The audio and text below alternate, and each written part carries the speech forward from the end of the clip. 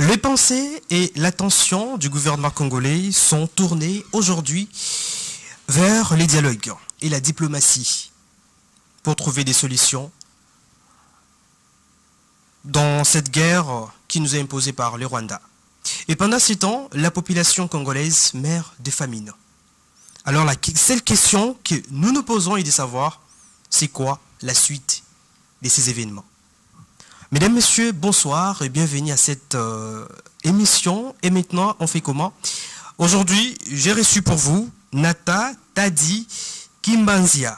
Il est secrétaire général adjoint en charge de l'organisation planification stratégie et chargé de questions électorales du parti politique les Congrès des nationalistes et révolutionnaires, parti cher au président Gilles Mbanzé Moulongo, à qui j'ai dit bonsoir. Bonsoir, Ndeko Roger. Bienvenue, hein, oui, madame na émission Nabiso. Émission ils ont bilingue, hein, français lingala, vous pouvez parler, voilà. Merci beaucoup. Ça fait plaisir. Il y a Manula P le côté Nabiso à lingala, mais vous comprenez, j'ai un peu cette difficulté. Osa congolais, c'est important. Osa congolais, osa quinois, il faut parler le français. Okay. Lingala, c'est très important. Alors, sinon, comment va votre parti politique? Oui, le Congrès des nationalistes et révolutionnaires, CNR en sigle, se porte très bien. Et je salue notre président national à la personne de M. Gilles Mbanzé Moulongo, président national du Congrès des nationalistes et révolutionnaires. En tout cas, jusqu'à présent, le parti Congrès des nationalistes et révolutionnaires se porte à merveille. Se porte à merveille. Vous étiez candidat à l'élection, à la députation nationale, aux élections de 2023. Exactement. Qu'est-ce qui n'a pas marché? Bon, avec le Congrès des nationalistes et révolutionnaires, premièrement, si je peux refaire un tout petit peu l'historique, le Congrès des nationalistes et révolutionnaires a pu aligner près de 161 candidats députés nationaux à l'étendue de la République démocratique du Congo, et puis 83 candidats députés provinciaux, et puis 66 candidats municipaux. Alors, le Congrès des nationalistes et révolutionnaires, parti cher à M. Gilles Mbanzé Moulongo, s'étend à plus de 22 provinces dans la République démocratique du Congo. Et nous étions allés dans une bataille, et comme on dit toujours que dans une bataille, c'est soit vous gagnez, soit vous perdez. Et le Congrès des nationalistes révolutionnaires, malheureusement, on n'a pas pu atteindre le seuil du fait de notre regroupement, le progressiste, dont on faisait partie, qui est aussi un regroupement politique issu du plateforme Union Sacrée. Donc nous étions dans une bataille et puis nous avons perdu. Et le CNR continue son bon nombre de chemins.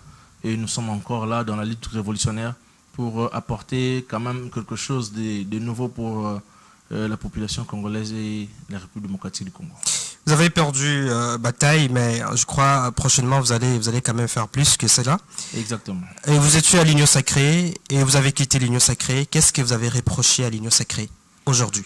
Merci beaucoup pour la question.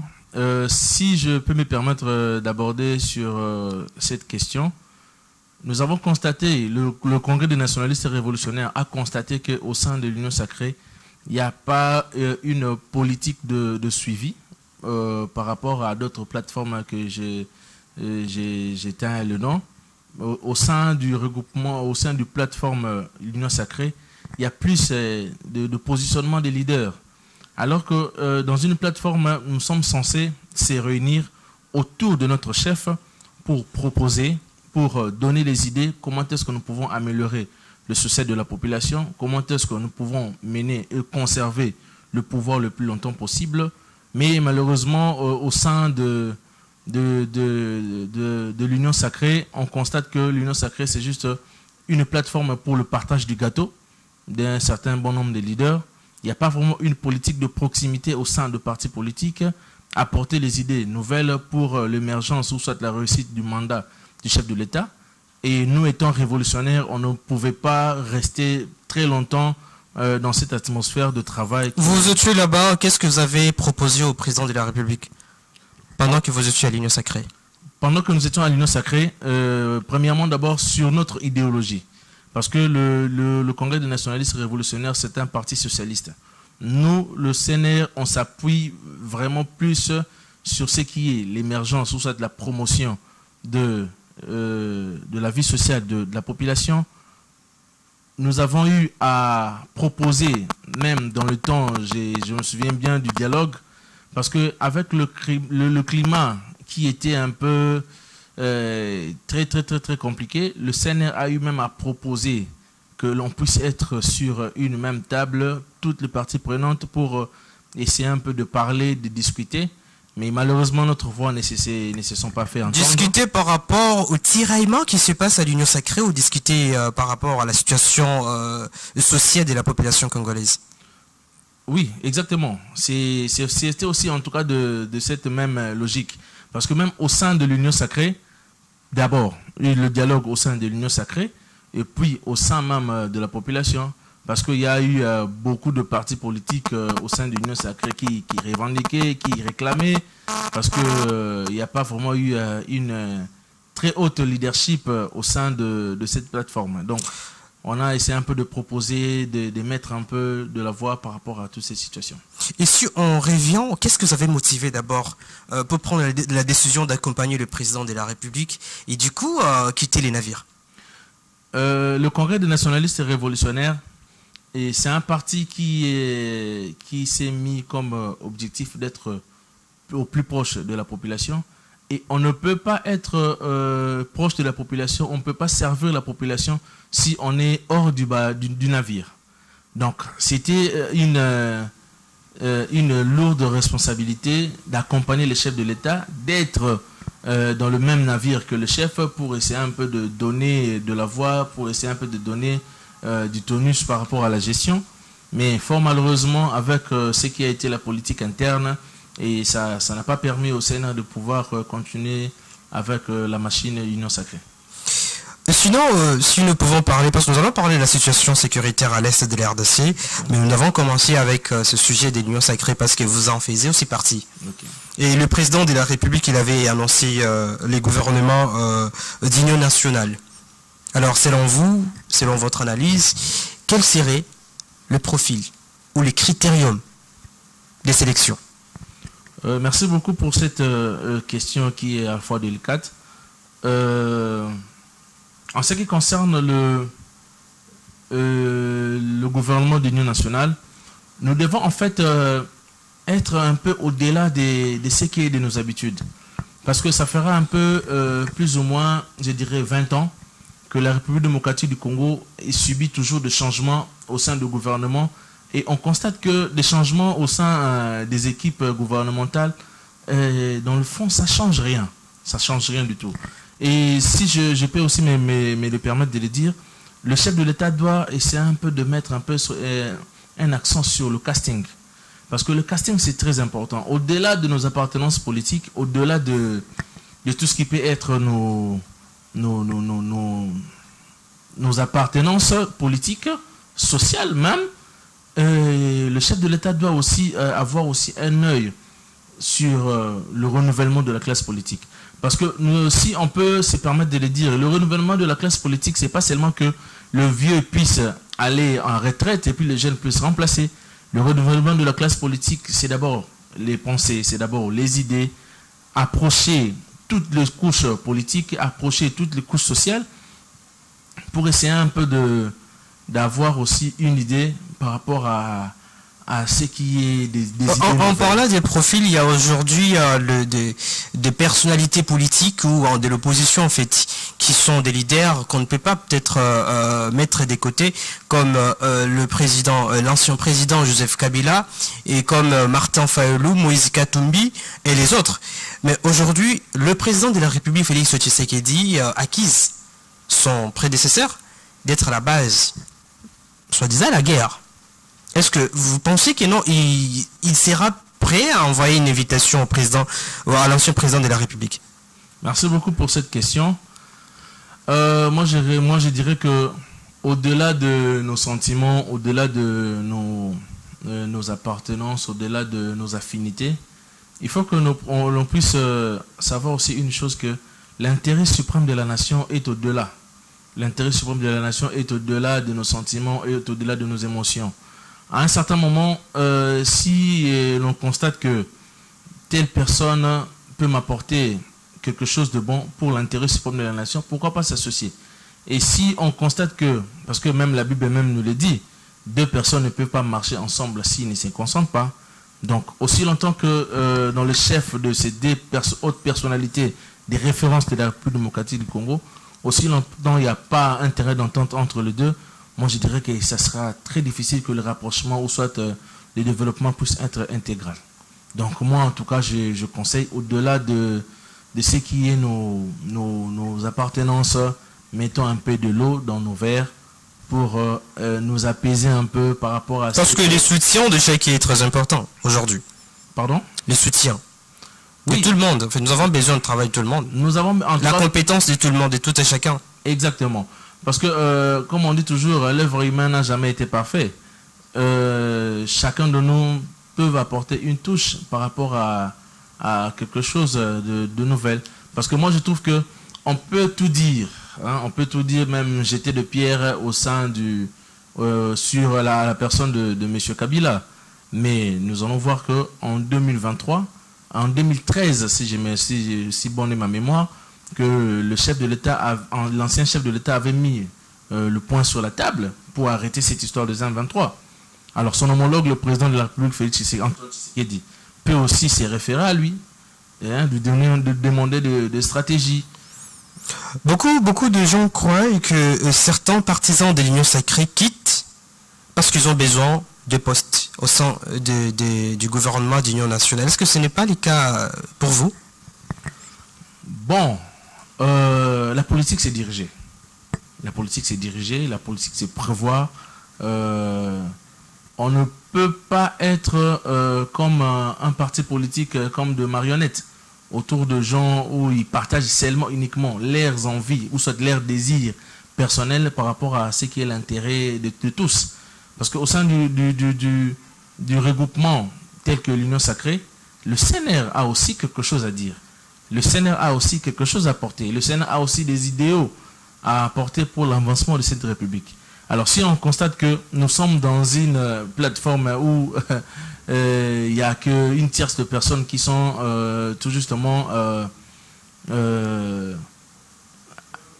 Donc vous pensez que pour aider le pays, il faut toujours être à la tête peut-être d'une institution quelconque pour aider le pays? Ben oui, exactement. On doit être dans une institution pour prouver, ou soit pour apporter aussi ce que nous avons comme idée, ce que nous avons comme idéaux. Parce que si je m'abuse, ça fera pratiquement depuis le PRP, parce que il faut noter que le président Jules Banzé fut secrétaire général au sein du PRP.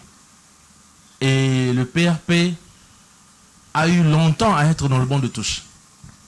Mais étant que parti révolutionnaire, on portait des idées, on donnait de la voix, on critiquait et puis on apportait des solutions par rapport à l'avancement de cette République. Mais aujourd'hui, le CNR s'estime être prêt à diriger, le CNR s'estime être prêt à donner encore, à mettre la main sur la patte pour apporter quand même quelque chose d'important pour cette République.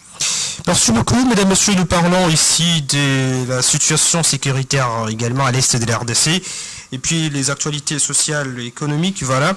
Alors, je crois que nous allons prendre ce sujet de la situation sécuritaire à l'est de la RDC et qui a quand même gagné du terrain aujourd'hui en actualité en République démocratique du Congo. Aujourd'hui, l'opposition congolaise semble être divisée concernant les dialogues.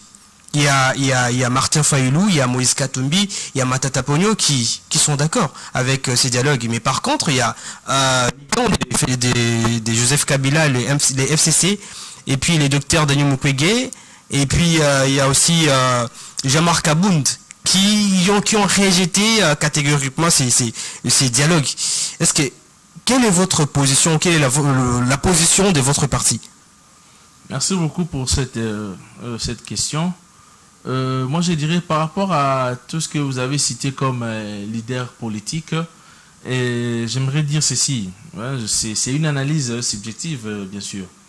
Au-delà d'être partisan au CNR. Il y a une chose qu'on doit se le dire, que lorsque le parti prenante vient au dialogue, chaque parti amène ce qui est son cahier de charge. Chaque parti a ses envies, chaque parti, chaque personnalité politique a ses cartes qu'il cherche à mettre sur la table. Alors, lorsqu'on constate qu'il y a autant de divergences, et c'est par là qu'on comprend que l'intérêt suprême de la nation ne s'y retrouve pas. Parce que si on veut réellement que la République démocratique du Congo puisse avoir de la paix, il faut se mettre d'accord. Mettre autour, mettre ce qui est nos égocentrismes de côté, mettre ce qui est nos envies de côté pour l'intérêt suprême de la nation. Moi, je vois très mal. Donc, vous êtes d'accord à dialoguer avec le M23? Oui, exactement. Parce que si on ne dialogue pas avec le M23, c'est le Congo qui souffre. C'est la partie est de la République. Mais le Congo souffre déjà. Oui, le Congo souffre déjà. Mais il est aussi impérativement et important d'arrêter l'hémorragie alors qu'il est encore au début. Si on se met... Quels sont les moyens que nous avons aujourd'hui pour dialoguer avec le M23? Bon, exactement. Actuellement, nous avons deux moyens. Lesquels? La première, le moyen, je dirais, sur le plan diplomatique. Je dirais sur le plan diplomatique, c'est mettre sur la table, essayer un peu de dialoguer sur certaines choses. Sur le plan diplomatique, la diplomatie du gouvernement congolais paye aujourd'hui. Bon, la diplomatie congolaise paye. La diplomatie congolaise paye pour l'instant. Mais il faut savoir aussi une chose. Sur le plan diplomatique, avec des sanctions qui viennent, qui viennent de part et d'autre de l'Union européenne, moi je trouve que ça s'enfonce un peu le couteau dans la plaie. Parce que si je reviens un peu en arrière, lors d'une interview, on avait vu le chef du groupe Rebelle qui disait que on a été condamné, on est jugé, on est condamné à mort, on n'a plus rien à perdre. Donc, en fait, pour moi, je constate que c'est comme une personne qui se dit que, bon, je tente le tout pour le tout parce que je tente le tout pour le tout. Donc, dans ça, la guerre, ceux qui n'ont gagné pouvoir, on a gagné, ceux qui n'ont gagné, je perds. Alors que, pour l'intérêt suprême de la nation, on peut mettre tout ça de côté. Aujourd'hui, parlant de dialogue, aujourd'hui, les M23, ils ont boycotté ces dialogues. Et pourtant, la RDC maintient en fait sa décision d'y participer et de prendre part. Est-ce que ce n'est pas une humiliation? D'autant plus que non, notre président, il est resté catégorique plusieurs moments, de dire qu'il ne peut pas dialoguer avec les M23 et aujourd'hui il est d'accord. Alors les M23, ils ont boycotté, c'est pas une humiliation? Pour moi, ce n'est pas une humiliation. Comme je disais tantôt, pour l'intérêt suprême de la nation, on est prêt même à se mettre autour d'une table. Ce que j'avais même dit auparavant, c'est que lorsqu'on est sur la table de la négociation, c'est pas que nous sommes faibles. Donc là, si aujourd'hui le président de la République dit que je viens pour dialoguer, c'est pas qu'il est dans un état de faiblesse pour dire que non, je suis faible, c'est pourquoi je viens pour dialoguer. Non, c'est pas ça. Moi, je dirais que c'est pas une humiliation. C'est juste que... Son acceptation de dialoguer avec les M23 n'est pas venue quand même un peu tard par rapport à tout ce qui s'est passé avec plusieurs personnes qui sont décédées aujourd'hui à l'Est. Moi, je dirais que ça vient un peu tard. Ça vient un peu tard parce que le CNR avait déjà fait cette sonnette d'alarme. Si je m'abuse, lors d'une analyse politique que nous avions eu à faire, c'était au mois de juillet, si je ne me trompe pas. On avait eu à proposer ça. On avait eu à proposer le dialogue. Moi, je dirais que c'est un peu tard parce que, bon, rien aussi n'est tard. Hein? On peut aussi arrêter l'hémorragie par ce qui est là. Comme j'avais dit, sur le plan diplomatique, et puis, deuxième phase, c'est sur le plan du terrain. C'est sur le plan militaire. Alors, si sur le plan diplomatique, on n'arrive pas à se mettre à table Alors, allons-y sur le terrain, battons-nous. Sur les terrains. Aujourd'hui, qui mène la guerre? Bon, dire que faire une statistique ou soit une comparaison de qui mène sur le terrain, ça serait un peu difficile. Parce que la République démocratique du Congo contient, je dirais, 26 provinces.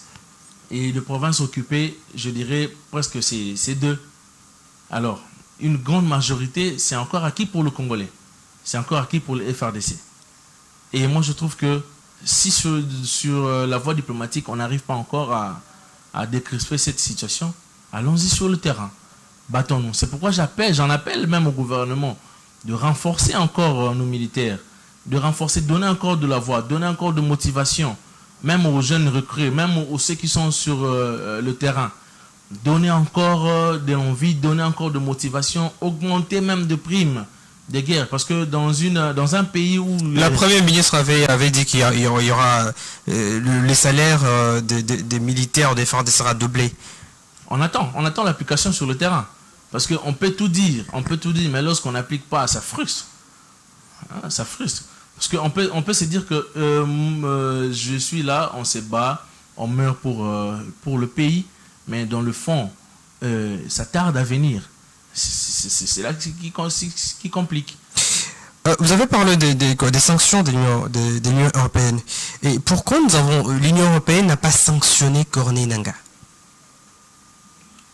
Bon, en ce qui concerne le sanction à la personne de M. Nangaa, vous allez comprendre que si aujourd'hui l'Union européenne commence à cibler les personnes, ça va aussi un peu fragiliser.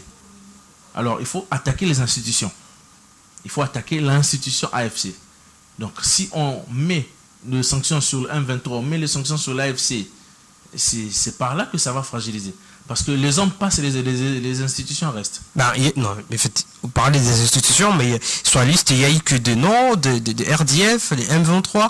On n'a vu aucune personne, en fait, de l'AFC. Peu importe. On aurait quand même voir quelques personnalités, en fait, de l'AFC pour... parlons des Nangaa, en fait, qui est à la tête de ce mouvement. Pourquoi l'Union européenne a oublié ou a négligé, en fait, cet aspect? Bon, parce qu'il est quand même devenu un acteur clé dans la déstabilisation de notre pays. En tout cas, je ne suis pas sur le plan interne pour savoir qu'est-ce qui a poussé à l'Union européenne d'oublier Nangaa. Mais moi, je dirais que si pour l'instant, le sanction ne vient pas autour de Nangaa, c'est pour donner aussi cette occasion-là de bien vouloir avancer, de discuter. Parce que moi, je trouve une chose que lorsque nous sommes en train d'imposer des sanctions autour des leaders ou soit des rebelles, c'est là leur motive encore d'aller encore plus dans le bataille. Parce que si on se dit que je suis déjà condamné, je suis sanctionné, je n'ai plus rien à perdre, alors tant mieux continuer sur le terrain. Moi, je trouve que c'est un peu de l'hypocrisie. C'est un peu de l'hypocrisie commencer à émettre des sanctions, que tu ne vas pas voyager, que tes biens sont scellés, sont saisis. Alors que dans la mentalité, dans la psychologie d'un rebelle, si c'est met des objectifs pour l'atteindre, alors c'est pas par ces moyens de sanctions qui vont arrêter à ces gens-là de bien pouvoir continuer le bonhomme de leur chemin. Alors il faut plus ou moins être d'accord autour des sujets très importants. Quand je dis des sujets très importants, il y a des choses où Nangaa reproche à l'État congolais. Il y a des choses où le M23 ont eu à reprocher. Il y a aussi des choses où la République démocratique du Congo reproche aux troupes rebelles. Alors, le climat est vraiment favorable pour qu'on puisse se mettre sur la table. Makila ba congolais est tangi mingi. Makila ba congolais est sopani mingi. Donc, et comme Ngonga, photo vanda, to solo là. Égocentrisme na biso, ba kibo biso, to tchangona mupanzi pour l'intérêt en mboka. Parce que lelo, ce qui est que ndeko Roger, aux gens na tête à pouvoir, aux gens wana pour la biso ba population. Alors ceux qui osent avoir justement pour la biso, et bon tant on comment qui bokondi, on dirige banane. Parce que Batunos au déjà au Yozo Luka au dirigé par Ozo Bombango. Message l'écrit, je crois. Nous avons tous vu la rencontre entre Kagame et Tshisekedi au Qatar. Est-ce que Toko Bengaon qui est commis sous ce processus ou sous à part il y a Luanda? Bon, moi si je peux, je peux essayer un peu d'analyser cette situation, c'est que je constate que le Rwanda s'est vu un peu étouffé. Étouffé par rapport aux sanctions. Déjà, la Belgique a rompu des relations diplomatiques avec le Rwanda. Et il y a même quelques sociétés minières. Mais il acquise la Belgique de prendre la part de la RDC. Mais normalement, la République démocratique du Congo, n'oublions pas, la Belgique, c'est nos colons. Ah, et comment mon bas frère? Ah oui, parce que actuellement, si on voit qui est derrière le Rwanda, c'est les Occidentaux. C'est les Occidentaux qui sont derrière le Rwanda. Et si on constate que les sanctions commencent à pleuvoir autour du Rwanda, les sanctions commencent à pleuvoir autour de Kagame, vous allez voir que ils partent pour essayer un peu de plaider auprès des Émirats. Parce que si on regarde bien, aujourd'hui, l'Émirat arabe uni porte beaucoup plus des actions au sein du Rwanda. Ils ont plus de partenariats sur le plan aérien, sur le plan minier, sur le plan diplomatique, sur le plan même entrepreneurial. Et si on regarde aujourd'hui avec le Rwanda, qu'est-ce que le Rwanda a dans son sous-sol pour être le premier pays exportateur du cobalt ou du coltan? Ils n'en ont pas. Alors que si ils sont coincés par rapport aux sanctions, leurs intérêts, ça se dérange. Alors c'est pourquoi moi je trouve que c'est un peu de l'hypocrisie cet rapprochement. Parce que dès le départ... Rapprochement entre le Qatar et la RDC. Ok. Le Qatar, RDC et puis le Rwanda. Moi je trouve que c'est de l'hypocrisie. Parce que dès lors que cette génocide a commencé, dès lors que cette rébellion a commencé, ils pouvaient donner déjà de la voix. Mais pourquoi arriver au moment où que le Rwanda commence à être handicapé pour que le Qatar puisse intervenir? Donc il y a anguille sur roche. Vous pensez qu'on devrait quand même ne pas peut-être aussi accepter l'invitation du Qatar parce qu'on ne trouve pas peut-être notre part dedans? Bon, vous savez, la République démocratique du Congo a eu à subir beaucoup de négociations. On est allé dans plusieurs négociations, on a signé beaucoup d'accords. Jusqu'à présent, l'applicabilité de ces accords n'ont pas d'effet. Alors, pour moi, l'ère est finie pour des négociations de gauche à droite. Hein? On a eu à faire des négociations avec le EAC et la SADC pour le renforcement militaire au sein de notre zone touchée. Mais jusqu'à présent, il n'y a rien du tout. Il n'y a pas de résultats sur le terrain. Mais c'est quoi selon vous la suite de tous ces événements? Des rencontres, des dialogues, il y a les dialogues et tout comme ça. La suite de ces événements, ça sera quoi? Ben, la suite des événements, c'est justement pour trouver la paix. La paix. Pour trouver la paix. La paix, on dialogue seulement. Bon, moi je dis que si je peux essayer un peu de revenir à votre question, hein, de la manière dont vous avez posé, on dialogue pour trouver un climat de crispation, pour trouver la paix pour notre pays. Alors, si on constate que on a fait un bon nombre de chemins, dialogués par-ci par-là, si on ne trouve pas toujours la guerre de paix, alors allons-y sur le terrain, battons-nous comme les hommes. Merci beaucoup. Nous attendons vers la fin de cette émission, mais on ne peut pas peut-être terminer sans pourtant parler aussi de cette situation, les sociales des Congolais en fait, qui malheureusement en fait aujourd'hui n'est pas stable. Comment vous trouvez les sociales? Qu'est-ce qu'on peut faire pour que non la vie des Congolais puisse trouver peut-être puisse apprendre aussi l'autre à lire? Oui, merci beaucoup. Rapidement parce que nous sommes arrivés à la fin. Merci beaucoup pour cette question. C'est vraiment une question très très très très large. Et je trouve que le temps est vraiment inégalement réparti. Un parti pour parler de cette réalité. Mais si je peux un peu donner un peu de la voix. Sous d'autres cieux, ce n'est pas seulement que le gouvernement qui est à la charge de la vie sociale de la population. le secteur privé, c'est très important pour le développement du pays. Parce qu'aujourd'hui, si on constate bien, le gouvernement congolais doit faciliter les entrepreneurs à mettre un peu de l'accent sur la création des emplois, à créer des sociétés, des usines, des bailleurs de fonds à venir pour essayer un peu de donner quelque chose pour le pays. Alors, en dehors de ça, c'est vraiment un sujet que, comme je disais tantôt, c'est très large. Je crois que nous allons en parler prochainement parce qu'on me fait déjà si là-bas par moi le minute. Nous sommes vraiment arrivés à la fin de cette émission.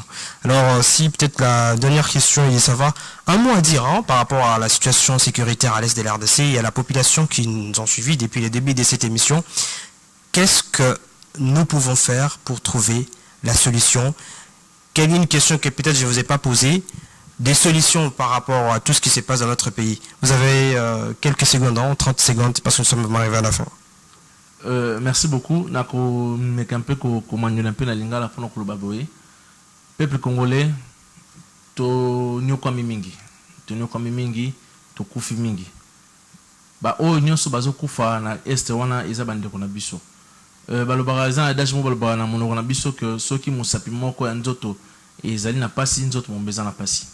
Alors, Tokoki jamais qu'on parlait sur le développement sans pour autant qu'il y ait la paix.